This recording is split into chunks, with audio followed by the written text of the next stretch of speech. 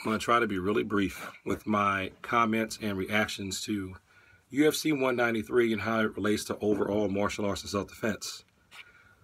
First of all, it was a Taekwondo technique that knocked Ronda Rousey out. People are going to try to give credit to kickboxing and to boxing, but that was a roundhouse kick from Taekwondo, aimed up high, and it hit her right here on the carotid artery.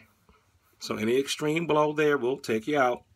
I know Taekwondo's not going to get credit because people want to say that Taekwondo sucks, and people want to say I'm just trying to parlay that into marketing my services.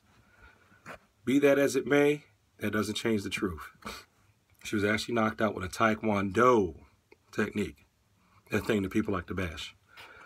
Second of all, UFC 193, the way the interaction went down between Holly Holmes and Ronda Rousey goes along with what I've actually seen in real fights. Most of the fights that I've seen, it's not a couple of people rolling around on the ground and as always goes to ground and pound. No.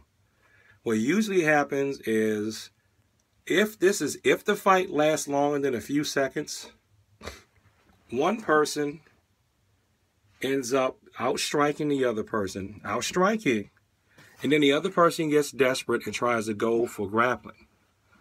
The person with the better striking skills keeps the grappler at bay and eventually knocks the grappler out. The grappler may get them down a couple of times, but the better striker manages to frustrate the grappler and get up, block the attempts until they can knock the grappler out and bust their lip open. That's what I've usually seen. I don't know where this whole thing of all fights go to the ground all the time came from, but that's not what I saw growing up. What I saw growing up was in UFC 193.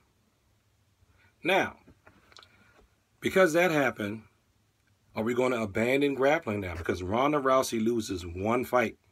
So let's all abandon grappling, right? And let's just all become strikers. I hope that doesn't happen. I really hope that doesn't happen, even if strikers now start dominating UFC, which I think is going to happen eventually. No, don't do that. Because I was glad when the Gracies came along and they showed people that you need to learn more than just your primary style. If you consider yourself to be a striker, you need to learn how to grapple. If you consider yourself a grappler, you need to learn how to strike. What a lot of people miss, what I call the wisdom of the Gracies, what a lot of people miss is that they learned enough about striking to set up their grappling. You learn enough about your opposite style, if you want to call it that, to set up what you're good at. Just like how Muhammad Ali and Sugar Ray Leonard, known as boxers, trained with strikers. Trained with, karate type, taekwondo type people. Muhammad Ali was even a black belt in taekwondo. A lot of people don't know that. Now, as far as what I do, I teach taekwondo as a primary style, judo as a secondary style, Western boxing comes in as a third.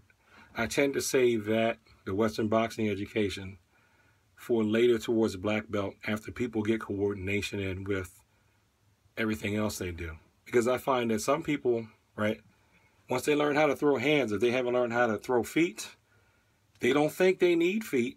They don't think they need to worry about feet. And I can even tell by when people who have boxed come over into taekwondo and they think they can just use their hands. Not thinking that a lot of people that have been in taekwondo or tang soo do have also taken boxing lessons. So that's not going to quite work. As you can see from UFC 193, you need to learn how to deal with feet too, if you want to consider yourself to be a professional fighter. So, now, let's get to being honest. I know a lot of us are glad to see Ronda Rousey go down because of her media image. We want to see her eat some humble pie. But you know what? There's none of us who are human beings who have been successful all the time at anything that we've done in life. A lot of us have been figuratively and literally KO'd. I know I've been hit so hard before in a real fight that, oh man, I couldn't even chew properly for like 5 years. So some people want to say, oh man, Ronda forgot how it happened. She got hit. That's what happened. Pain is an educator, man. When you get hit, I don't know if you've ever been hit, but you've been hit, really hit, but somebody knows how to hit, man, it hurts. You might even forget what your name is. So, those are my thoughts. And, you know, all this stuff just shows that especially if you're not going to be a professional martial artist, as in you're not going to be a professional fighter, I should say. Study your striking, study some grappling, or vice versa. If you want to be a grappling major, study that. Learn enough about the other stuff so that you can make your game work. Now, if you know going into a fight that somebody else tends to be good at one thing or the other, never fight their fight. Always fight your fight. Because my personal approach, I like to study it all.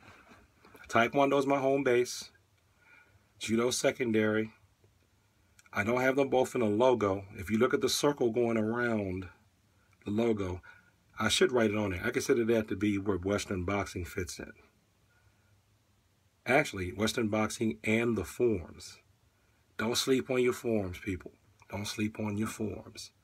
Those kata forms, pumse, those patterns, they aren't just fancy dance moves. They're good things. In those, that'll eventually show you how to link everything all together. So, you know, that's my take on UFC 193. Again, what you saw in that ring, that's usually what I've seen in real fights. That was in my opinion, the most realistic UFC match that I've ever seen. And I wish both of the fighters well. And, you know, if there's a rematch coming up, I think it'll be interesting.